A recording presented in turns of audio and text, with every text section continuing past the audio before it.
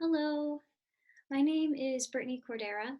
I am the poetry editor at the New Southern Fugitives and an MFA candidate at Southern Illinois University Carbondale, where I am working on a thesis, a poetry manuscript, and I'll be reading a few of those poems from the manuscript today for you guys. I'll probably just read three poems, and I probably won't take up the full 15 minutes in this recording, but um, these poems are very personal. They explore themes of identity, loss of identity, due to this need and desire to conform and fit in with society at the time, during slavery, during the Trail of Tears.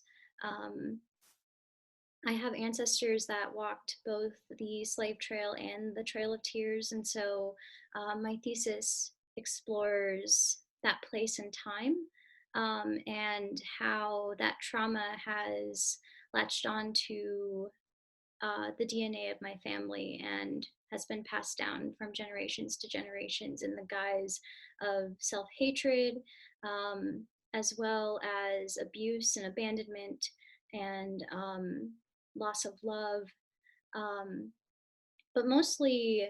Um, but mostly loss of love for the self. So my poems explore what it means to grow up not understanding who you are as a person and within your own familial context, um, being Black and growing up with this history and with this trauma and not really knowing what to do with it, where it comes from, and um, and having family members also not knowing or being um, not knowing or being privy to the knowledge of their grandfathers and grandmothers because of the erasure of history that's taken place in my family.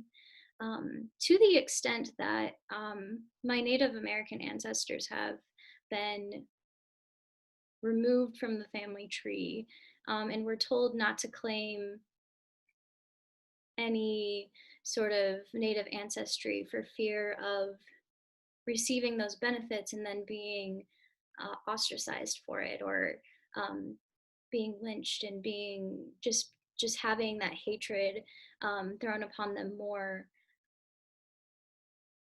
And so my poems explore this, and my poems try to really get at the grit of that trauma, um, and try to reconcile with the effects of it on the generations of family members to this day. So this first poem I'm going to read for you is a poem that was published in Auburn Avenue, autumn winter 2018 online. It's called Revision of Genesis for my mound building ancestors. When the mound people crawl out of their ancestors' bones, they don't cry, they know no sin. But my mother, who wants to be saved from her own reflection, whose blood and beliefs will return to the waters of the Red River regardless of where she thinks she's from, says we are born sinners because we are born unhappy, thanks to Eve. As a child, I remembered why we cry when ripped from the womb, why some of us choose not to scream for breath in the beginning, but return to corn mother instead. We forget a kind of crawling out of copper clay burials, and the sun can't keep track of all his sons and daughters if daylight does not touch our feet first. Instead, the word whispers, let there be light. Fluorescent lights meet our eyes, green, not yet ready to know a world. Too early, we learn to lose ourselves in bright places.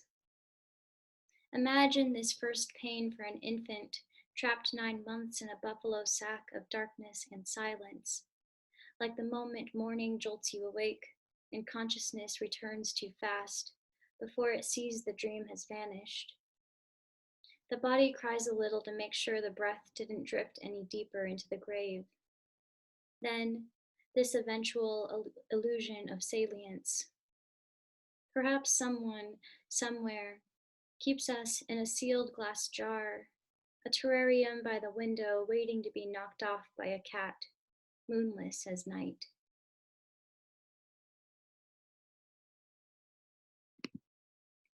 This next poem I'm going to read is an ekphrasis poem. Ekphrasis is poetry that is uh, written to commemorate another piece of art. It can be another poem, it can be a visual art, it could be music, it could be something in literature. Um, this one is in commemoration of Afro Blue, which is a jazz standard written by Mongo Santa Maria, and has many different iterations of it and reincarnations of it. And one night I was just listening to a few of them that I had collected and was inspired to write this poem. Um, and I'm making a collection, a playlist on Spotify of all of the different versions of Afro Blue.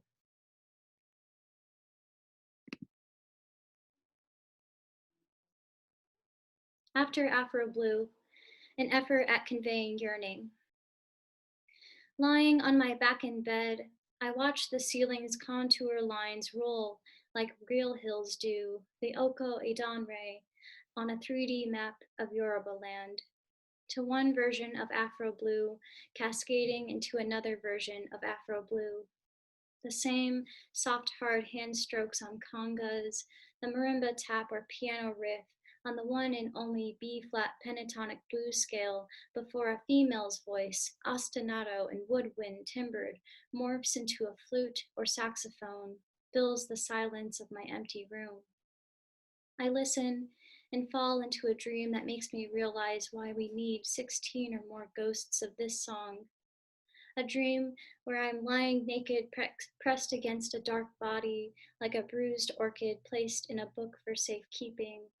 My cocoa hued body cold but warm against him, there in a bed that quakes when I come back into awareness that I'm in a strange bed with a strange man, a figure shrouded in shadow who saw the thrashes on my back still bleeding as wings and traced these scars with his index finger that felt like a hot iron branding, the sound of shackles ringing like bells, insistent.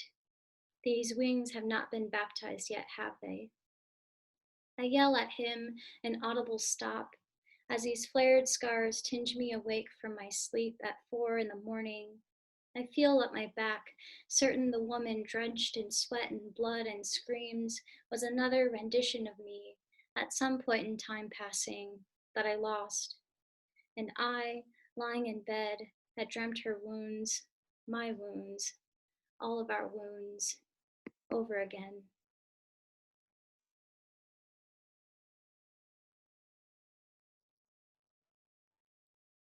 Okay.